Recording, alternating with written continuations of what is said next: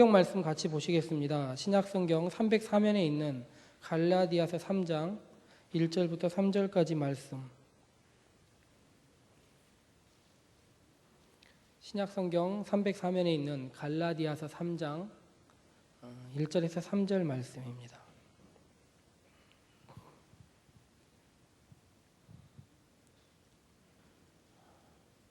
신약 성경 304면에 있는 갈라디아서 3장 1절에서 3절 말씀입니다. 찾으셨으면 한 절씩 교독하고 마지막 절은 같이 읽도록 하겠습니다. 어리석도다 갈라디아 사람들아, 예수 그리스도께서 십자가에 못 박히신 것이 너희 눈앞에 밝히 보이거늘 누가 너희를 꾀더냐.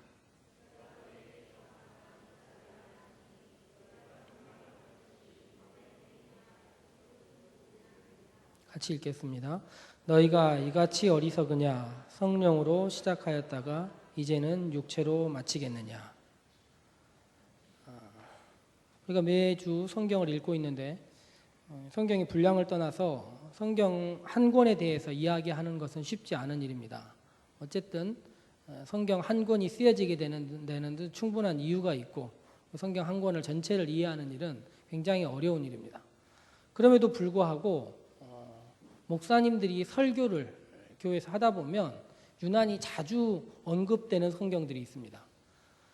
예를 들면 창세기 구약 성경에서, 신약 성경에서 대표적으로 잘 사용되는 성경이 로마서, 복음서, 로마서 이런 성경들이 아주 잘 사용이 됩니다. 그에 비하면 정말 잘 설교 시간에 인용되지 않는 성경들도 있습니다. 특히 오늘 우리가 읽은 갈라디아서는 장수가 얇은 편도 아니고 내용이 이렇게 아주 앞뒤가 맞지 않다 이런 상황도 아니고 굉장히 단단하게 잘 짜여진 성경임에도 불구하고 거의 설교되는 경우가 없습니다. 최근에 제가 이제 2년간 설교한 내용을 보니까 갈라디아서를 딱 한 번 설교를 했는데, 갈라디아서는 보통 설교를 할 때 두 군데 중에 하나를 설교하게 되어 있습니다. 2장 20절 본문을 보면 잘 아시는 구절이죠. 내가 그리스도와 함께 십자가에 못 박혔노니. 들어본 구절이잖아요. 이 구절을 하든지 아니면 5장 22절 오직 성령의 열매는 사랑과 희락과 화평과 오래 참음과 자비와 충성과 온유와 절제 여기 두 군데 외에는 갈라디아서 설교를 거의 하지 않습니다.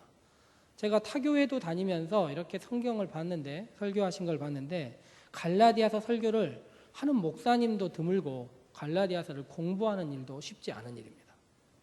그렇다면 왜 이 성경은 이렇게 어떻게 보면 잘 읽혀지지도 않고 설교되지도 않는 것일까요? 대표적인 이유는 로마서에 있습니다.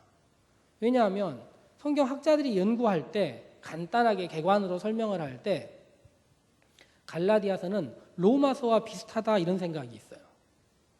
그런데 로마서를 읽다 보면 주옥과 같은 말씀, 흔히 철학자들이 비교할 때 칸트의 순수이성 비판과 비견될 만한 성경의 보배로운 책 이렇게까지 평가를 해요. 그러니까 성경 자체에서 가장 우리의 신앙에 대해서 잘 설명해 주는 책이 갈라디아서입니다. 아니 로마서입니다.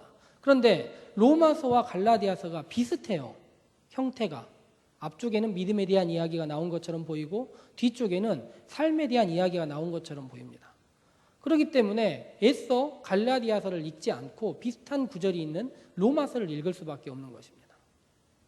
그러다 보니까 갈라디아서는 읽혀지지도 않는 책일 뿐만 아니라 읽고도 이해하기 어려운 책으로 잘 알려져 있습니다.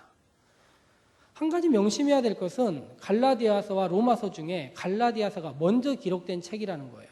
그런데 먼저 기록된 책은 읽지 않은 채 나중에 기록된 책만을 반복해서 읽다 보니까 바울의 신학, 바울의 생각이 어떻게 이렇게 흘러갔는지를 한순간에 알기는 참으로 어렵다 말할 수 있습니다. 또 한 가지 이유가 있는데, 오늘 우리가 읽은 구절에 나온 것처럼 어리석도다 이런 구절이 있잖아요. 성경을 읽다가 목사님들도 설교를 할 때 성도들에게 되도록이면 좋은 말씀, 평안의 말씀 혹은 축복의 말씀을 전하고 싶은 그런 마음이 있습니다. 그런데 갈라디아서는 1장에 보면 저주받아라 이런 말이 있어요. 너희 때문에 화난다, 기분 안 좋다 이런 표현들이 있고, 뒤쪽에 가보면 오늘 성경에 있는 것처럼 어리석다, 이런 표현이 반복해서 나와요. 제가 오늘 성경 말씀의 제목을 오 갈라디아 사람들이여 라고 적었는데 원래는 헬라어 원문에는 오 어리석은 갈라디아 사람들이옵니다. 그런데 우리 성경 본문은 해석하다가 오를 뺐어요. 예? 감탄사를 성경을 뺐고 그래서 어리석도다 갈라디아 사람들이라고 나와 있는데 좋은 표현이니까 어리석도다 갈라디아 사람들 이렇게 말하지만 니네 왜 이렇게 어리석냐? 니네 왜 이렇게 바보 같냐? 이렇게 얘기하는 거예요. 그러니까 성경의 내용도 바울이 굉장히 흥분해 있는 것 같고 또 성경의 내용들도 보면 저주받아라, 어리석다, 비난하는 이야기들이 가지고 있다 보니까 특별히 성도들에게 나무랄 이유가 있지 않는 한 이 성경을 읽기도 굉장히 어려운 것입니다. 그런데 바울이 원래 이렇게 설교를 했느냐, 편지를 보냈느냐, 그렇진 않았다는 것입니다. 바울이 쓴 성경이 13개가 있습니다. 바울의 이름으로 기록된 성경이 13개가 있는데 그 중에 갈라디아서만 유난히 이상해요. 성경이. 성경을 연구하다 보면 성경에 대해서 그냥 읽다가만 봐도 갈라디아서는 쓰는 편지 글 자체가 이상하다는 것을 알 수 있습니다. 보통 우리들이 청년들이 문자나 카톡을 보내지 않습니까? 그런데 문자나 카톡을 이렇게 반복해서 보내다 보면 청년들 가운데 유난히 이모티콘 이거 많이 넣는 청년들이 있어요. 그렇죠? 내용은 거의 없고 거의 자음이나 이상한 걸로 꾸며져 있는 글자들을 보게 되잖아요. 그런데 이 청년이 예를 들면 이렇게 막 이모티콘을 가득 써서 보내다가 갑자기 그게 싹 사라졌다고 생각해 보세요. 그냥 인사말만 모두 딱 들어있다고 생각해봐. 그러면 여러분들이 무슨 생각을 하겠어요? 얘가 좀 뭐가 이상하나? 오늘 기분이 안 좋나? 이런 생각을 할 수밖에 없지 않습니까? 사람의 기본적인 삶의 습관이나 태도들, 글 쓰는 방식이 잘 바뀌지 않기 때문에 그렇습니다. 우리 청년들만 그런 것이 아니라 예를 들면 조선시대에 가장 글을 잘 썼다는 김정희 같은 사람 있지 않습니까? 글씨 쓰는 걸로는 1등이었다고 흔히 알려져 있는 김정희. 김정희 씨가 추사 김정희가 쓴 글 중에 하나가 전라북도 고창에 가면 있는 선운사라는 절에 가면 그 앞에 부도탑이라는 데에 아주 잘 하나 적혀 있는 게 있어요. 그런데 그 부도탑에 있는 김정희의 비석 중에 비석을 김정희가 뒤에다 이렇게 긴 글을 썼어요. 긴 글을 썼는데 마지막에 몇 글자는 김정희의 글이 아니라는 얘기가 있어요. 그래서 제가 가서 확인을 했지. 예? 잘 모르는데 가서 확인을 했어요. 누군가가 잘 가르쳐 주길래 보고 확인을 했더니 뭐가 다르냐면 우리 쓰는 말 중에 아니 불자 있잖아요. 이렇게 쓰는 아니 불자. 아니 불자를 김정희가 글 내내는 짧게 여기를 쓰다가 마지막 3글자를 남겨놓고는 아니 불자를 길게 써요. 길게 내린다고. 그래서 학자들이 연구해 보니까 이건 김정희 글씨가 아니라는 거예요. 글자 하나를 짧게 쓰느냐 길게 쓰느냐 이런 거 하나 가지고도. 즉 예를 들자면 사람들은요 자기가 살아온 삶의 방식대로 늘 살게 돼 있다는 거예요. 그래서 우리가 하는 말 중에 사람의 흔적을 나타낸 말 중에 족적이라는 말이 있지 않습니까? 그렇죠? 2가지 의미예요. 진짜 내 발의 걸음, 내가 발 걸어가는 걸음과 내 삶의 자취를 나타내는 2가지가 있는데 족적도 모든 사람이 다르다는 거예요. 걸어가는 방식이. 이건 과학적으로도 증명이 됐습니다. 사람이 걸어가는 방식으로 지문과 같이 사람을 확인할 수 있다는 거예요. 그래서 글을 봐도 그렇고 여러분들이 문자 보내는 방식을 봐도 그렇고 옛날 사람들 글 쓰는 방식도 그렇고 대부분은 비슷해요. 바울도 그렇습니다. 바울도 우리가 읽기 전에 갈라디아서를 읽기 전에 로마서와 고린도 전후서를 읽고 보통 갈라디아서를 읽을 거 아닙니까? 여기까지가 비슷해요. 편지를 보내면 자기가 부르심 받은 이야기를 쓰고 하나님께 감사하고 감사하다가 편지를 보내는 그 대상들에게 감사하는 이야기를 쓰고 그리고 제가 왜 편지 보냈는지를 이렇게 나열을 합니다. 그런데 갈라디아서는 쓰기 시작하자마자 별 인사가 없어요. 시작하자마자 니네 진짜 이상하다 이렇게 시작해요. 니네 진짜 이상하네 이렇게 딱 시작한다고요. 사람들이 이 편지를 읽자마자 바울이 뭔가 화가 났구나 이런 느낌을 받을 수밖에 없게. 그런 다음에 편지 내용을 읽어보면 바울이 몹시 분노해 있는 것을 알 수 있습니다. 나중에 갈라디아서를 우리가 읽은 성경은 사실 분노가 많이 사그러들게 편지를 적어놨어요. 우리가 읽은 개역 개정이라는 성경은 쉽게 말하면 아주 온건한 글자체로 대부분 적혀 있습니다. 그래서 공동번역 성경이나 세번역 성경만 읽어도 바울이 분노한 것들을 훨씬 더 느낄 수 있게 적혀 있어요. 그렇다면 바울은 편지를 쓰면서 왜 이렇게 화가 난 것일까요? 갈라디아 교인들이 바울에게 뭔 그런 큰 잘못을 했길래 바울이 이렇게 화를 내면서 어리석은 사람들아 이런 이야기를 할 정도까지 분노해 있는 것일까요? 성경을 읽다 보면 몇 가지 힌트를 얻을 수가 있습니다. 그러나 가장 중요한 첫 번째는 무엇이냐면요. 바울이 갈라디아 사람들에게 건 기대가 컸을 것 같습니다. 제가 여러 번 예전에 한 2달 전에 배신자에 대한 이야기를 하면서 그런 얘기를 했잖아요. 배신했다 느낌을 갖는 것, 이것은 무엇 때문에 그런 느낌을 갖는 겁니까? 기대감. 기대를 했다가 교회를 안 오면 배신감을 느끼는 거잖아요. 예? 보현아, 내가 1년간 너에게 배신감을 느꼈을 거 아니야. 그러다 보현이를 제가 방금 전에 길가에서 만났어요. 예? 그러니까 이 기대감들이 다시 생겼어. 그 2시간 동안 내가 기대하고 있었단 말이에요. 1년 동안 기대하지 않다가 만약 오늘 오지 않았으면 내가 큰 배신감을 느꼈을 거야. 그런데 이렇게 사람과 사람 사이의 만남에도 기대와 배신이 있는 것 아닙니까? 그런데 오늘 성경을 쓴 바울은 갈라디아 교회에게 너무 큰 기대를 갖고 있었던 것 같아요. 왜 기대를 가졌느냐? 오늘 우리가 읽은 성경 2절 말씀에 기대의 이유가 적혀 있습니다. 2절에 보니까 뭐라고 적혀 있냐면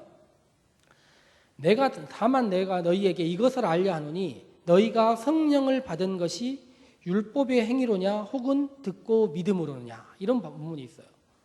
이게 지금 무슨 말이냐면 바울이 갈라디아 교회에 함께 사역하고 그들과 함께 있었는데 그들이 무엇을 받았다는 얘기입니까? 뭘 받았다는 얘기예요? 적혀 있잖아. 김재원 뭘 받았다는 얘기야? 안 들려. 크게 말해봐. 이렇게 같은 본문을 읽어도 이렇게 기대감 싹 사라지는 이야기를 나영아 뭘 받았다는 얘기야? 성령을 받았다는 얘기예요. 그런데 성령을 받았는데 바울이 생각할 때 너무 뜨겁게 받은 거야. 뒤에 있는 성령의 열매들을 이 사람들이 다 받은 것처럼 느꼈다는 얘기예요. 그리고 바울이 그들과 함께 신앙생활하는 것이 너무 기분이 좋았어. 이방인들이지만 내가 가서 복음을 전하고 그 복음을 받아들이고 그 복음 안에서 완전히 새롭게 된 다음에 이들의 삶의 모습도 완전히 바뀐 모습을 보게 된 거예요. 그 전까지 느끼지 못한 놀라운 모습을 바울이 보게 된 거예요. 그래서 자기가 생각할 때는 이 사람들은 내가 떠나서 어디를 가든지 변치 않을 것이다 믿고 있었다는 거예요. 그런데 바울이 떠나자마자 다른 사람들이 그들에게 간 거예요.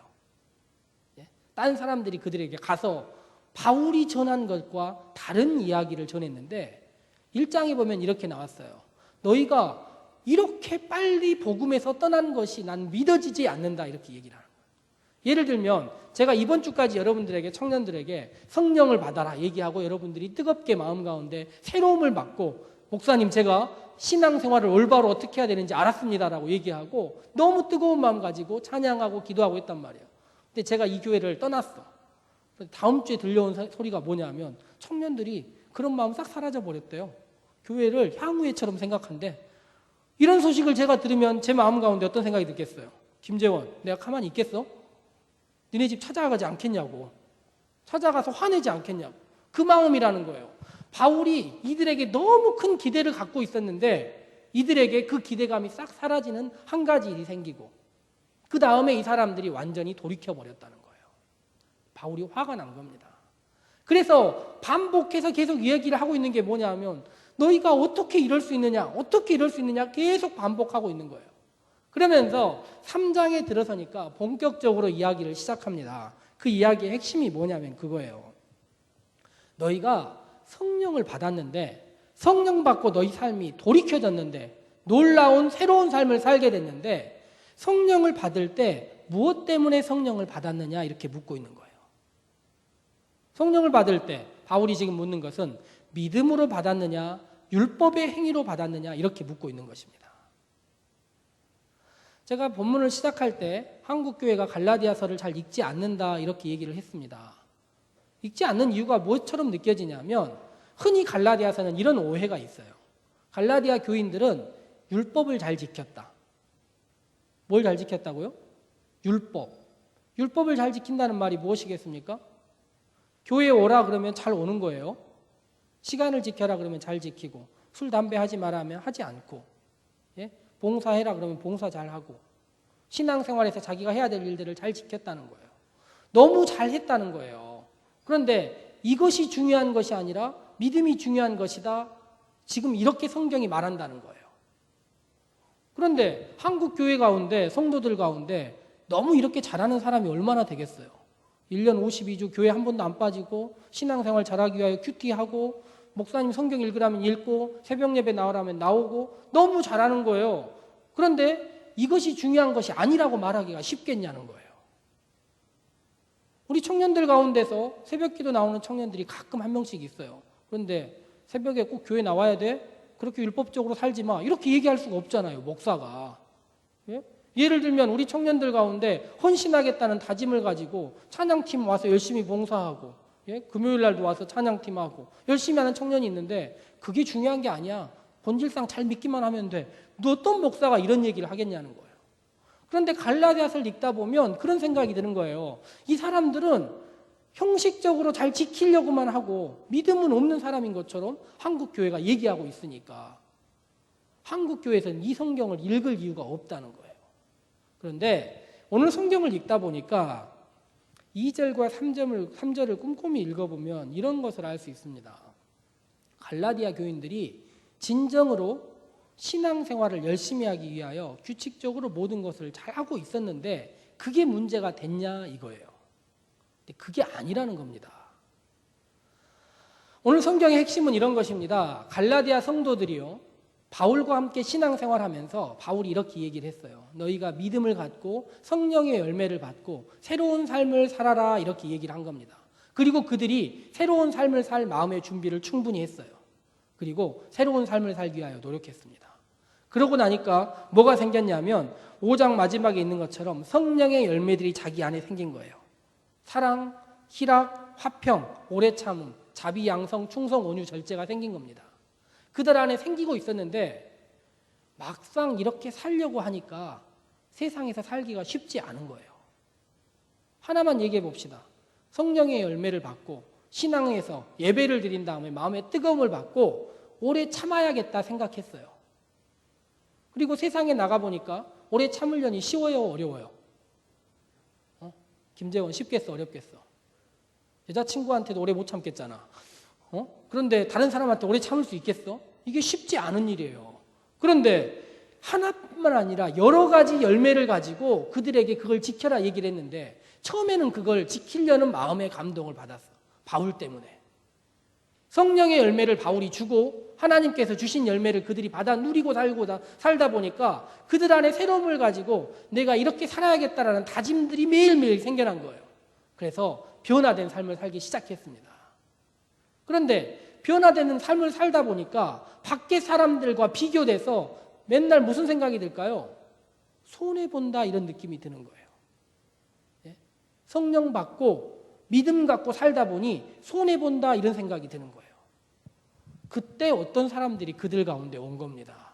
와서 뭐라고 얘기를 했냐면 그렇게 똑바로 살려고 노력하지 않아도 돼 이렇게 얘기를 한 거예요. 뭘 잘해라 얘기를 한 거냐면 안식일 잘 지키고 할례 받고 날짜 잘 지키면 되라 이렇게 얘기를 한 거예요. 생각해 보세요. 신앙생활하면서 성령의 열매 받고 내 삶을 바꾸기 위하여 나를 변화시키기 위하여 매일매일 노력하고 고민하고 생각하고 사는 삶과 주일날 한번 교회 잘 오고 할례 받고 할례는 물론 힘들겠죠. 그러나 한 번의 고통이잖아. 한 번의 고통으로 끝나고 나머지 일들에 대해서 하라는 것만 잘하고 사는 삶 어떤 것이 더 쉽겠습니까? 똑같은 구원에 이른다면 말할 필요 없이 날짜 지키고 한 번의 고통으로 모든 것이 해결되는 것이 쉬운 일 아니겠습니까? 그래서 그들의 마음이 모두 돌아서 버린 거예요. 사실 우리가 갈라디아서를 읽었지만 갈라디아서 바로 앞 성경이 고린도전서, 고린도후서입니다. 그런데 고린도전서 후서에 보면 바울이 몹시 화난 이야기들이 몇 가지가 나와요. 바울의 구체적인 표현 이런 표현이에요. 내가 다시 가면 너희를 용서하지 아니하리라 이런 표현이 나왔어요. 바울이 뭐 하겠다는 거예요? 혼내겠다는 거예요. 그런데 고린도 전후서를 쓰면서도 바울이 한두 가지 화가 났었는데 화난 이유는요. 그들의 믿음과 성령의 열매 때문에 화난 게 아니에요. 서로 간에 있는 한두 가지의 다툼 때문에 화가 난 거예요. 그래서 바울은 고린도 전후서를 쓸 때는 편지를 쓰면서 감사의 인사를 하거나 은혜를 끼치거나 이런 이야기를 하지 않은 적이 없습니다. 그런데 그것은 본질이 아니기 때문에, 그것은 본질이 아니라 바뀔 수 있는 상황이기 때문에. 그런데 갈라디아 교인들은 본질을 지금 잊어버렸다는 거예요.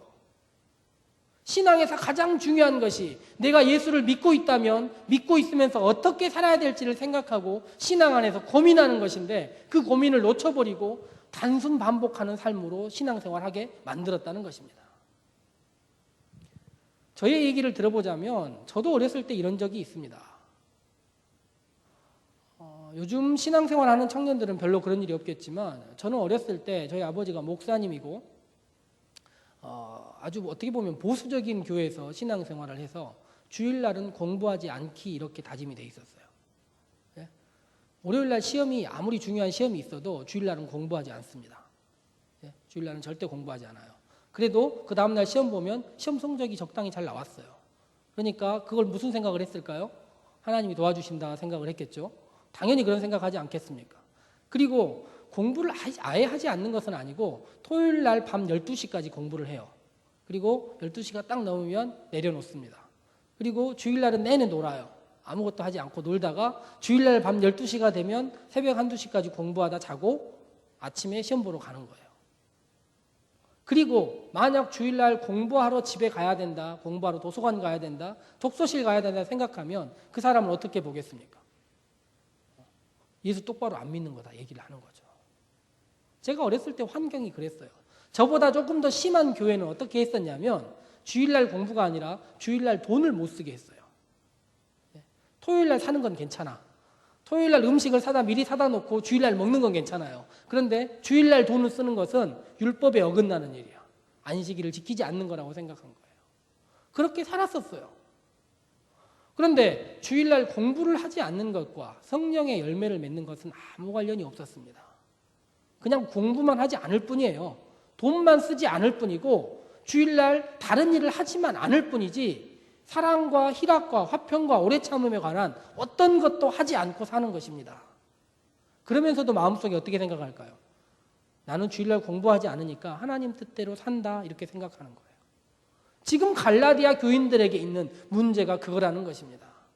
내가 성령을 받고 성령의 열매 안에서 올바로 살고 있느냐를 생각하지 않은 채 내 움직임, 날짜를 지키는 것과 그날 행해야 될 것, 행해야 되지 않을 것 그것만 구별하면서 그거 잘하고 있으니까 구원받았다 생각하는 것입니다. 그런데 바울이 5장 5절에 핵심적인 이야기를 하나 합니다.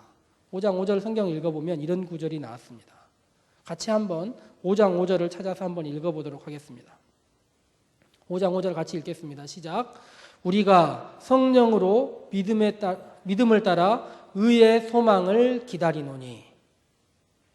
바울이 지금 뭐라고 얘기를 하는 거냐면 우리가 성령으로 믿음에 따라 의의 소망 기다린다 얘기했는데 이것이 의의 소망이라는 말은 바울이 사용하는 말 중에 구원이라는 말이에요.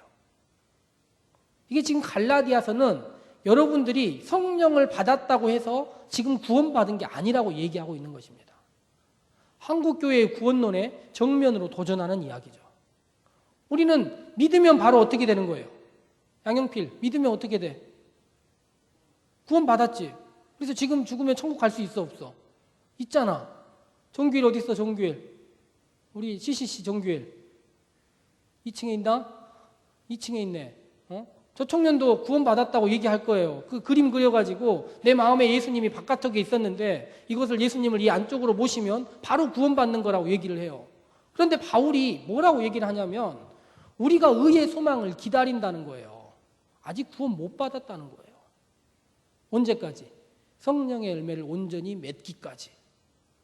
그러면 날짜 지키고 돈 안 쓰고 이것이 우리를 구원받을 수 있게 그게 우리를 구원으로 이끌어주지 못한다는 것을 지금 바울이 얘기하고 있는 것입니다. 성령을 따라서 내가 매일 성령의 열매 맺기 위하여 하나하나 노력하고 살아가지 않으면 우리의 앞에 있는 구원이 우리에게 오지 않는다는 거예요. 바울이 이렇게 반복해서 가르치고 또 가르쳤는데 무슨 일이 벌어진 거냐면 자기가 떠나자마자 교인들이 원래의 삶으로 돌아가 버린 것입니다. 그래서 바울이 오 갈라디아 사람들이여 하면서 어리석은 사람들아 제발 좀 돌이켜라 이야기하는 것입니다. 여러분 마음 가운데 뜨거움을 주고 삶의 변화를 주고 고민을 갖게 한 성령의 열매를 다시 한번 기억해라 이야기하는 것입니다. 그것이 진정한 신앙생활이고 진정한 구원으로 이끄는 길이라는 것입니다. 그렇다면 바울처럼 이야기를 하자면 오늘 우리가 여기 와서 예배 드리는 것, 우리의 발을 움직여서 이 자리에 와 있는 것, 이것이 중요합니다. 그러나 이것 하나만 가지고 이대로만 살면 구원받을 수 있다 생각하는 것, 그것이 문제라는 거예요. 그렇게 안 된다는 것입니다. 성령을 받고 내 마음 가운데 나를 변화시키는 무엇인가가 다가왔다면 그렇게 살아가는 것이 필요하다는 거예요. 성령의 열매가 나를 감동시키고 나를 변화시켜서 이 자리에 와서 여러분들을 바꿨다면 그렇게 일주일을 살기 위하여 노력하는 것, 남은 일생을 살기 위하여 노력하는 과정 가운데 구원이 있다는 것입니다. 의의 소망이 있다는 것입니다. 이것은 굉장히 어려운 이야기입니다. 왜냐하면 우리 청년들 가운데는 일주일에 한 번 여기 와주는 것을 되게 고맙게 생각하는 청년들이 많기 때문에 목사님 제가 한번 와줬어요 이렇게 생각하는 사람이 많은데 이 사람들에게 오는 것뿐만 아니라 일주일을 이렇게 살아야 된다 다짐하고 여러분의 마음 가운데 고민과 변화와 갈등의 문제를 가지고 성령의 열매 안에서 주뜻 안에 살기 위하여 노력할 때 구원이 임한다 이렇게 말하는 것, 이건 쉽지 않은 일입니다. 그러나 한 번 오는 발걸음 가운데 모든 것이 있는 것이 아니라는 것을 알아야 한다는 거예요. 한국교회의 문제는 오고 헌금하고 봉사하고 시키는 일들, 보이는 일들, 율법적인 일들을 하면서 구원에 이르렀다고 생각하기 때문에 문제가 있는 것입니다. 바울은 이것을 어떻게 실천했냐면 2장 20절에 나오는 내가 그리스도와 함께 십자가에 못 박혔다 생각하고 시작했습니다. 자기의 변화의 과정에서 내가 과거에 살았던 삶을 못 박아버렸으니 이제 율법적이 아니라 성령이 나를 변화시키는 대로 살아가겠다 다짐하는 것, 이것이 바울이라는 것입니다. 그런데 바울도 로마서 7장을 읽다 보면 그렇게 살려고 노력을 했는데 안 될 때도 있었다는 거예요. 그것을 잘 기억해야 됩니다.